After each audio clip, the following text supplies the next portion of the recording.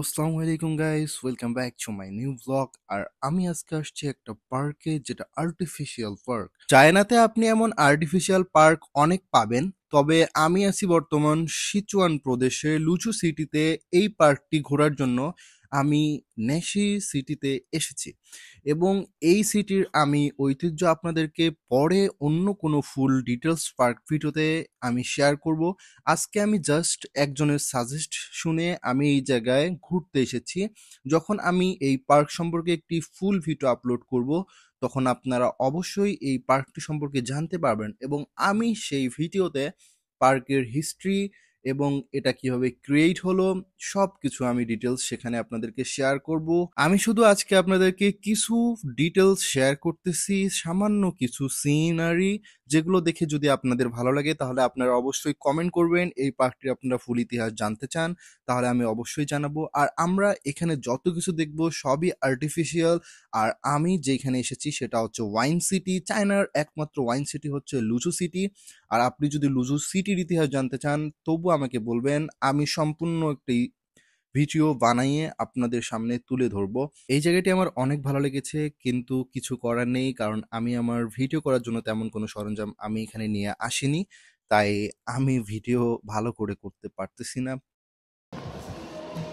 এখানে ঘুরতে এসে ভালোই লাগতেছে, কারণ এটার দৃশ্যটা হচ্ছে অনেক সুন্দর আর অনেক প্রাণবান্ধব। মানে অ্যাকচুয়ালি প্রচুর ভালো লাগতেছে, আজকে ফিলিংসটা প্রচুর হাই। আর চাইনিজদের ধরতে গেলে ওরা ছোটোখাটো একটা উৎসবে এখানে করে ফেলতেছে। জায়গাটি অনেক ভালোই লাগে। আমি আজকে প্রথম এখানে ঘুরতে আসলাম, আর ঘুরতে আসার অভিজ্ঞতাটা অনেক ভালো। যে আপনি দেখতে পারতেছেন কত সুন্দর একটি জায়গা, আসলে এটা মনোমুগ্ধকর একটি জায়গা।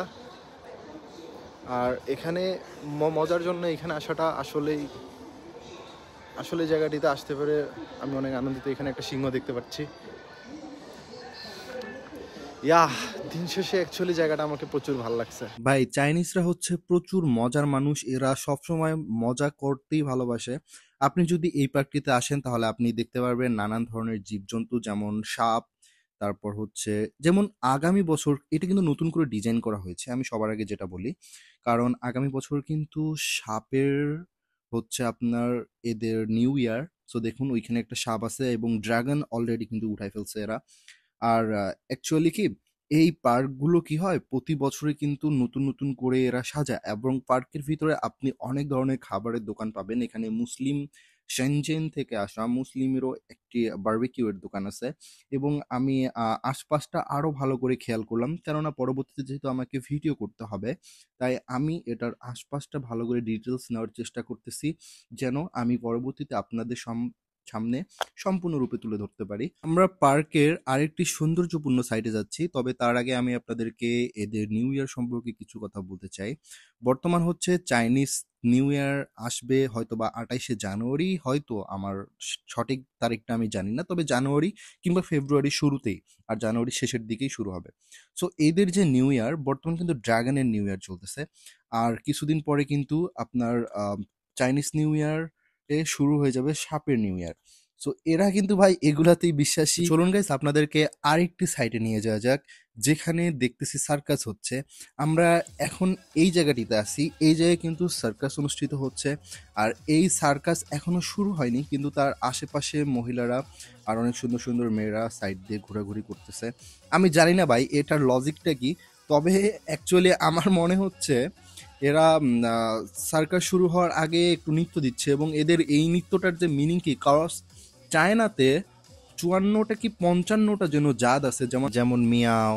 তো সেরকম আরো কত ধরনের জাত আছে, আমারও অনেকগুলো ফ্রেন্ড আছে, এক একজন এক এক কাছ থেকে আসা। সো এদের যে অ্যাকচুয়ালি কোন জাতের কোন ডান্স এটা আমি বুঝতে পারতেছি না, তবে আমরা একটু পর এখানে সার্কাস অনুষ্ঠিত হবে, অবশ্যই আমরা সেটার জন্য অপেক্ষা করছি। আমিও একটু কিছুক্ষণ এখানে ওয়েট করতেছি, এখন সার্কাস স্টার্ট হয়ে গিয়েছে। আর গাইস, আপনাদেরকে কিন্তু বলে দেয়া ভালো যে আমি যে এখানে সার্কাস দেখতেছি এটাও কিন্তু ফ্রি, আমি যে পার্কটিতে ঢুকেছি এটাও কিন্তু ফ্রি, এইখানে কিন্তু কোনো টিকিট নাই। এবং আপনি দেখবেন যে এইখানে অনেক পুলিশ পাহারা দিচ্ছে বাইরে। সো আপনি চিন্তা করেন একটি দেশের কি পরিমাণে আপনার হচ্ছে মানুষদের বিনোদন দেওয়ার জন্য তাদের সরকার এই কাজকর্মগুলো করে। আপনি চিন্তা করেন যে এদের দেশগুলো এত উন্নত কেন, কেন এরা এত বেশি পরিশ্রম করার পরও দিন শেষে এরা খুশি থাকে?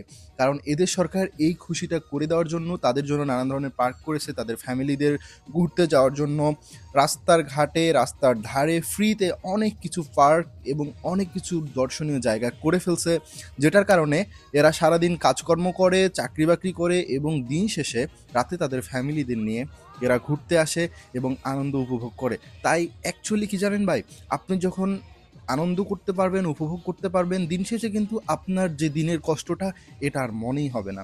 সো গাইস, আমি আপনাদের জন্য এইখান থেকেই বিদায় নিচ্ছি আমি এখন, আর আপনাদের জন্য ক্লিপ রেখে দিচ্ছি, বা আপনারা ভিডিওটা সম্পূর্ণ দেখেন এবং এদের সার্কাসটি উপভোগ করেন। আর অবশ্যই যদি আপনারা আমার চ্যানেলে নতুন হন, আমাকে সাপোর্ট করবেন প্লিজ, আর শেয়ার করবেন আমার ভিডিওটা যদি ফেসবুক থেকে দেখেন তো, আর লাইক দিবেন।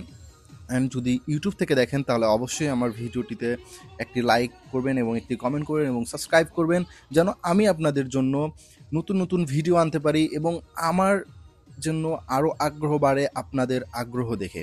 সো আপনারা যত আমার ভিডিও দেখার আগ্রহ দেখাবেন, তত আমি আপনাদের সামনে বেশি বেশি ভিডিও নিয়ে আসব এবং আমি অবশ্যই আরও হার্ড ওয়ার্ক করব।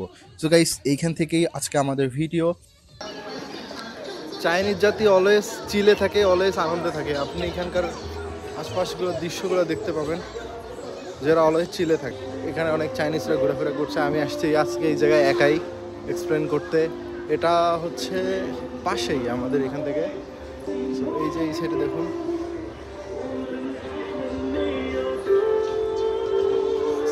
এরকম জায়গাগুলো এক্সপ্লেন করতে অ্যাকচুয়ালি অনেক বেশি ভালোই লাগে, আর অনেক বেশি আনন্দ ফিল হচ্ছে যে আমি এখানে আসতে পারছি।